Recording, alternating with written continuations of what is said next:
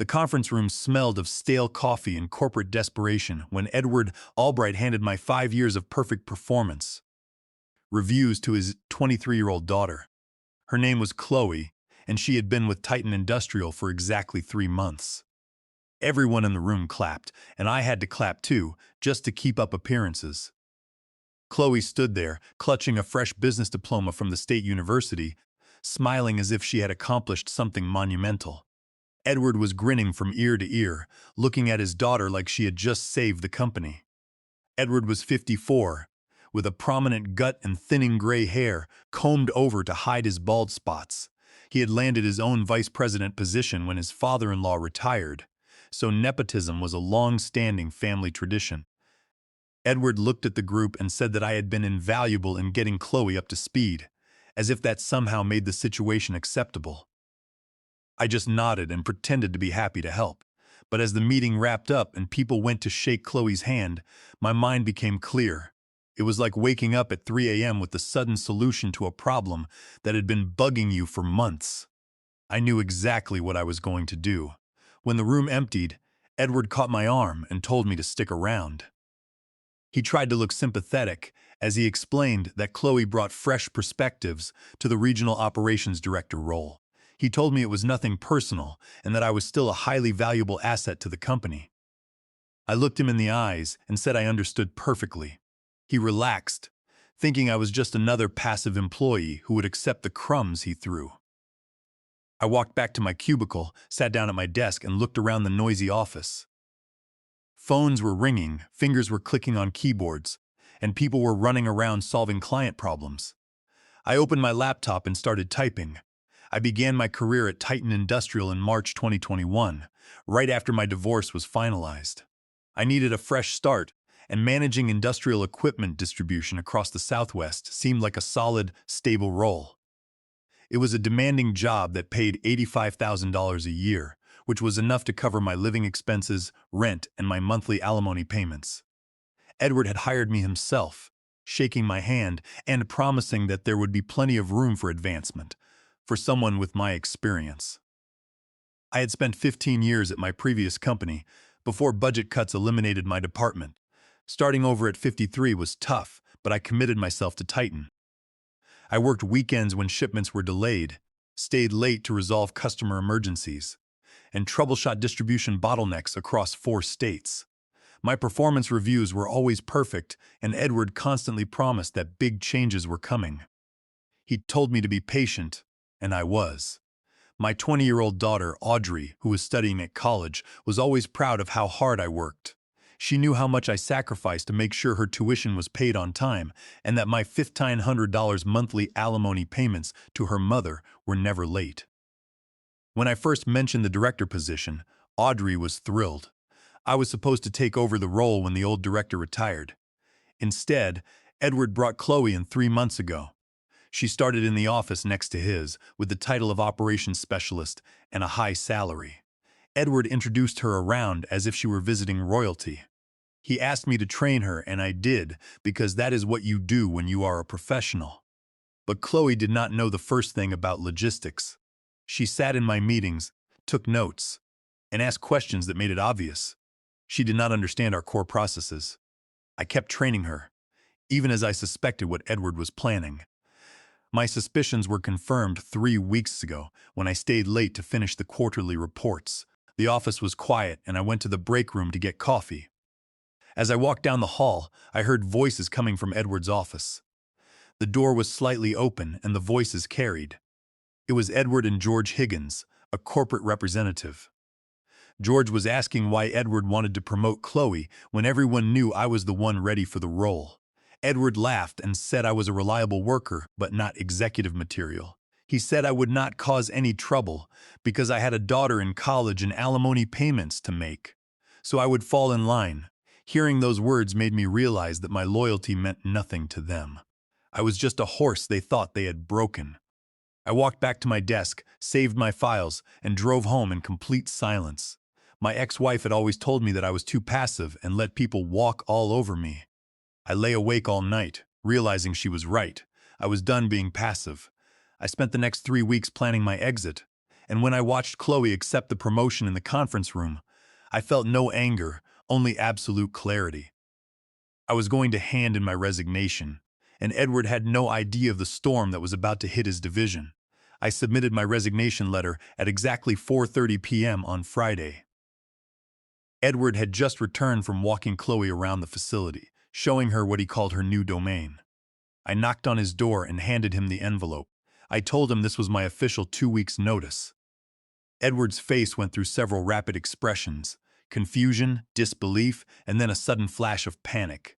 He tore open the envelope and read the letter quickly. He asked me if this was some kind of joke, and I told him it was not. He stood up and paced behind his desk, telling me that walking away from 5 years of building my career was not smart. He asked what about my daughter Audrey and my alimony payments. There it was, the leverage he thought he had over me, the reason he believed I would always fall in line.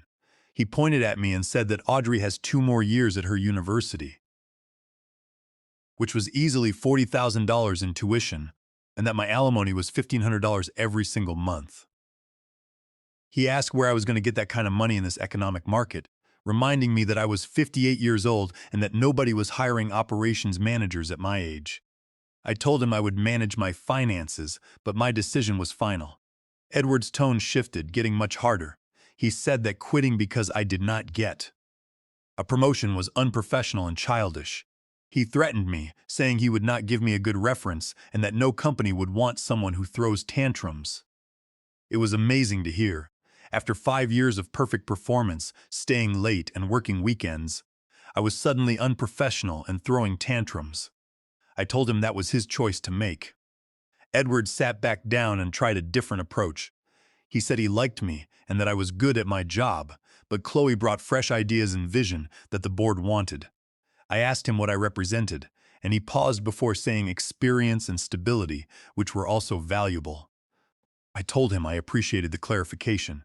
He told me to take the weekend to think it over, to come back on Monday and pretend this conversation never happened. He honestly believed I would back down. I told him I would finish out my 2 weeks and train Chloe on anything she needed to know. Edward's face darkened, and he asked if I thought Chloe needed training from someone who quits when things do not go his way. I reminded him that she would need to understand the vendor contracts, the supply chain logistics, and the emergency protocols, unless he planned to handle all of that himself. That hit home. Edward knew he did not understand the technical side of operations, and neither did Chloe. They needed me for at least 2 more weeks. He agreed to the 2 weeks, but told me not to expect any favors or references. I nodded and walked out of his office. Monday morning brought immediate chaos. I arrived early and found Chloe already at her desk, looking completely overwhelmed. She had spreadsheets open on 3 monitors and was frantically typing replies to vendor emails. When she saw me, relief flooded her face. She told me she had been there since 6 a.m., trying to understand the Oak Ridge Industries account. Their procurement manager was threatening to cancel their contract if we did not resolve a shipping issue by noon. Oak Ridge Industries was our biggest client, ordering heavy machinery components worth $3.4 million annually. I had managed their account personally for 4 years, building a strong relationship based on reliable service and understanding their just-in-time delivery requirements. The issue was a delay in titanium brackets from our supplier in Tucson, but Chloe could not figure out which supplier it was, and the emails were confusing. I looked at her screen and saw she was looking at contracts that had nothing to do with titanium brackets. She was drowning. I asked if Edward had briefed her on the account, and she said he told her I would handle the transition, but then he mentioned my resignation. So she tried to figure it out herself to show initiative. I spent the next 3 hours walking Chloe through the Oak Ridge account. I explained how their just-in-time delivery requirements worked, why they needed components delivered within strict 4-hour windows, and how their production line would shut down if we missed deadlines. I showed her the backup supplier network I had built over 4 years.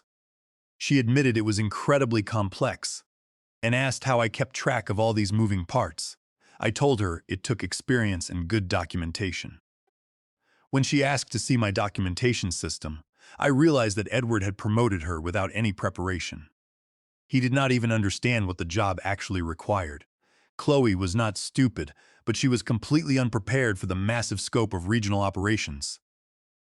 I spent my lunch break making phone calls, reaching out to contacts I had built in the industry over the years. Word travels fast in industrial logistics, and people were already hearing about my resignation at Titan. Some were concerned about continuity, while others were curious about new opportunities. Sarah Jenkins, the procurement manager at Oak Ridge Industries, called me directly. She told me she heard rumors about management changes and asked if I was still handling their account.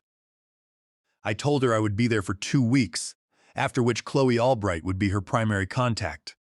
There was a long silence on the line. Sarah asked if Chloe was Edward's daughter, and I confirmed she was. Sarah said that Chloe had called her that morning asking questions that made no sense. Chloe had asked why they could not just use a local courier to move 40 tons of heavy machinery brackets from Tucson to Houston. Sarah had assumed Chloe was an untrained assistant, not the new regional operations director. Sarah explained that Oak Ridge did not have time to train Titan's management because they had tight production schedules. She warned that if Titan could not provide competent service, it would find another supplier. That conversation repeated itself with our other major clients. Reps from Summit Manufacturing and Frontier Equipment called me with similar concerns. Brian Lawson from Summit Manufacturing was worried because they had a long-term supply agreement that expired in 6 months, and they wanted me to oversee the renewal. Kevin Fletcher from Frontier Equipment said they were ready to pull their business if they did not get an experienced manager. By the end of the day, I had a clear picture of what would happen after my departure. Chloe would struggle, clients would get frustrated, Edward would panic and try to micromanage operations he did not understand, and the division would start losing accounts within 6 months. But that was no longer my concern. On Tuesday morning, Edward called me into his office. He looked tired and stressed. He suggested that maybe we had been too hasty on Friday. He offered to create a new role for me as Associate Operations Director. He told me I would have a nice office and I would handle the technical operations and daily logistics, while Chloe focused on strategic planning and board presentations. It was a fake title designed to keep me doing all the work for the same $85,000 salary, while Chloe got the credit and the higher director pay of $130,000. I looked at Edward and told him I would not be a shadow director doing the work for half the compensation. I thanked him for the offer but said I would stick to my resignation. Edward's face hardened and he told me I would regret this. I told him I was done living in fear of his threats. By Wednesday, I had 3 job interviews scheduled. I had spent 5 years building strong relationships in the Southwest industrial supply chain, and those relationships belonged to me, not to Titan. My first interview was on Thursday morning with Apex Logistics, a major competitor based in Houston. Their regional manager, Keith Holloway, had been trying to recruit me for 2 years. Keith shook my hand and said he heard I was finally available. He offered me the position of Regional Operations Director, the exact role Edward had given to his daughter. The salary was $115,000 a year, which was a 35% increase from my salary at Titan. The benefits were superior, and Keith made it clear they wanted me to bring my client network. He explained that Apex had been trying to break into the heavy machinery component market, and my relationships with Oak Ridge Industries, Summit Manufacturing, and Frontier Equipment would be invaluable. This was standard, ethical industry practice. In a relationship-based business, clients follow the managers they trust. I had never signed a non-compete agreement with Titan, and my clients were free to choose their suppliers. Keith agreed to let me finish my 2 weeks' notice, though he suspected Titan might release me early once they realized what was happening. He was right. Friday afternoon, Edward called me into his office again. Chloe was sitting in the corner, looking miserable.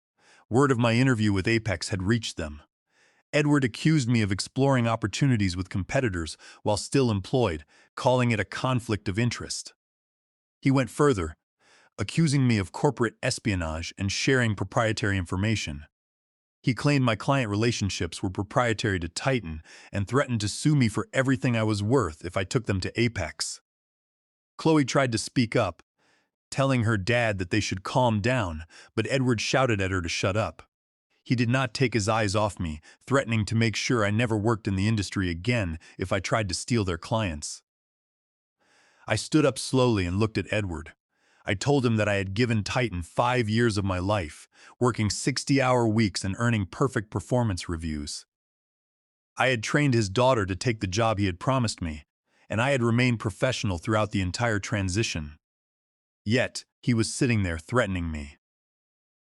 I told him I was finishing my 2 weeks' notice and moving on, and what happened next depended entirely on how he handled the situation.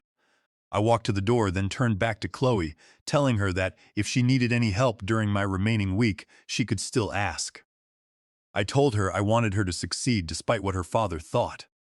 Chloe nodded gratefully, while Edward just glared. I spent my final week at Titan documenting everything Chloe would need to know.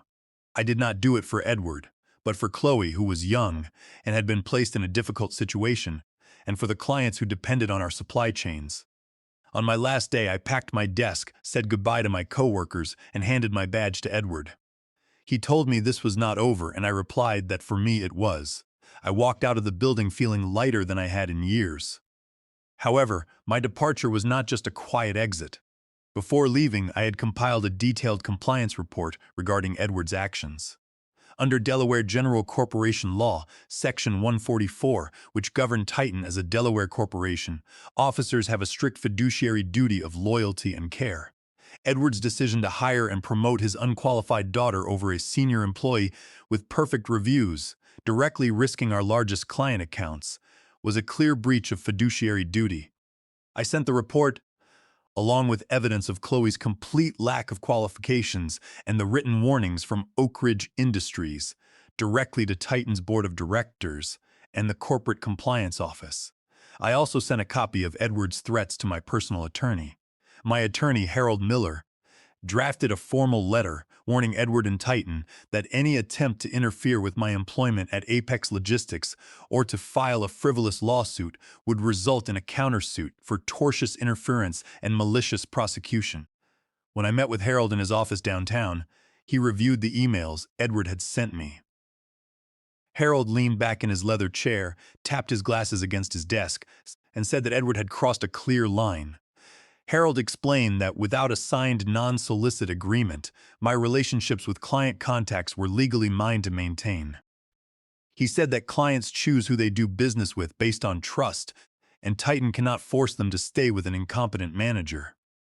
Harold drafted a letter that was 5 pages long, detailing the exact precedents in state law that protected employee mobility and warning Titan that any attempt to enforce a non-existent non-compete would be met with immediate legal action. He also warned them that Edward's threats to ruin my career in the industry constituted tortious interference, and we would seek punitive damages if he made a single call to another employer. We cited the state's anti-SAPP statute, which protects employees from retaliatory legal actions designed to restrict their mobility. The board received my compliance report on the same day my attorney's letter arrived at Titan's headquarters. The corporate legal team immediately realized the danger. Titan could not afford a public lawsuit detailing nepotism and executive misconduct, especially when their major clients were already complaining about service quality. They ordered Edward to back down immediately and drop any threats of litigation. I started my new role at Apex Logistics the following Monday. The transition was smooth, and the working environment was a breath of fresh air. Keith Holloway was a professional manager who respected my experience and gave me the resources I needed to succeed. He welcomed me into his modern office, offered me coffee, and explained that Apex believed in performance-based advancement rather than family handouts. I began reaching out to my old contacts, not to actively sabotage Titan, but simply to let them know I was now at Apex and ready to serve them. The response was immediate. Sarah Jenkins from Oak Ridge Industries told me she was setting up a meeting to discuss transferring their contract to Apex. She said that without me at Titan, the service had already begun to deteriorate, and she could not risk their production lines. I knew it was only a matter of time before the consequences of Edward's nepotism caught up with him. But I focused on my work and let the legal and economic realities play out. I spent hours downloading my annual performance reviews from the HR portal to ensure my records were complete. I saved PDF copies of the 5 consecutive reviews where I had received the highest rating of exceeds expectations. I also gathered written logs of the training sessions I had conducted for Chloe, demonstrating that she had zero training in the warehouse management system and did not even possess the basic certification for handling hazmat transportation logs, which was a regulatory requirement for the regional operations director role. By presenting this to the board, I showed that Edward had placed the company in jeopardy of violating federal transportation regulations. The final fallout occurred 6 months later. I was settling into my office at Apex Logistics when Keith Holloway walked in with a business journal. He showed me an article detailing how Titan Industrial's regional division had lost 4 major accounts in 5 months, including Oak Ridge Industries, Summit Manufacturing, and Frontier Equipment. The loss of these clients had caused Titan's regional revenue to plunge by 65%. The board of directors had launched an internal investigation into the division's management. They discovered the nepotism compliance report I had submitted and found that Chloe Albright had been promoted without meeting the minimum qualifications for the role. The board terminated Edward Albright for breach of fiduciary duty and corporate misconduct. Chloe resigned shortly after, realizing she could not manage the division, and enrolled in a graduate supply chain program at Arizona State University. Furthermore, Oak Ridge Industries filed a lawsuit against Titan Industrial under UCC Section 2715, seeking $2,400 in consequential damages resulting from a major supply chain failure Chloe had mishandled. She had misrouted a shipment of specialized copper alloy valves to a warehouse in Colorado instead of their assembly plant in Austin, shutting down their production lines for 4 days and costing them $600,000 per day. Edward attempted to sue Titan's board for wrongful termination, but he lost the case. When the audit committee from Titan's corporate headquarters arrived in Austin, they did not just look at the shipping logs. They conducted interviews with every employee in the operations department. Several of my former colleagues told the auditors that Chloe was completely out of her depth and that Edward had spent his entire day doing her job for her while she sat in her office. The auditors also found that Edward had authorized a series of expedited shipping payments to temporary courier services in a desperate attempt to cover up the Tucson delay, wasting over $45,000 of company funds in a single week.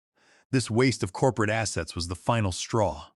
The board's legal counsel determined that Edward's actions constituted willful misconduct, which allowed them to fire him immediately without paying out his remaining contract or his accumulated stock options.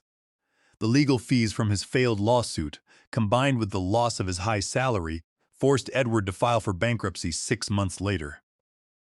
When he tried to start a logistics consulting firm, the industry completely shunned him due to the public details of his misconduct. A year after leaving Titan, I was traveling through Austin on a business trip and stopped at a diner near the airport. I was surprised to see Chloe sitting in a corner booth, studying a logistics textbook while the rain drummed on the large glass windows. I walked over and asked if I could join her. She looked up, and instead of anger, she smiled and gestured for me to sit. I ordered a black coffee and a slice of apple pie. She told me she was in the master's program at Arizona State, focusing on supply chain management. She wanted to learn the business properly, realizing she had been used as a shield for her father's ego. She confessed that she had struggled every single day, crying in her car before work because she did not know how to solve the supply chain bottlenecks. Chloe thanked me for how I had handled the transition, admitting that I could have left her to fail completely, but I had tried to help her instead. She confessed she had been young, eager, and completely unqualified for the role her father had forced upon her.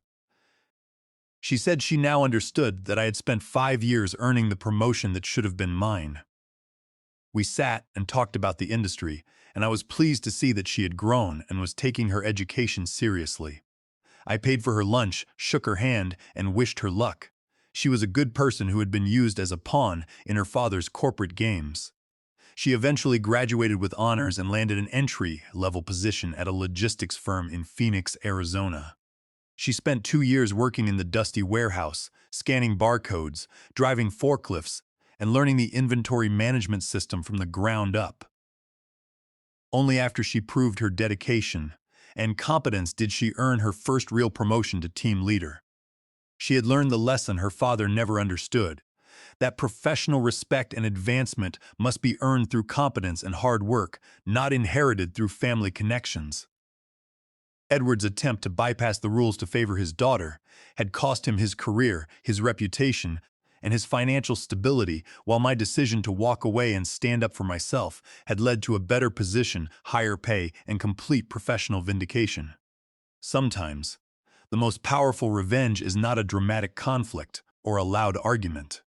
It is simply refusing to let others define your worth, walking away, and building a successful, quiet life on your own terms, while those who sought to exploit you collapse under the weight of their own greed.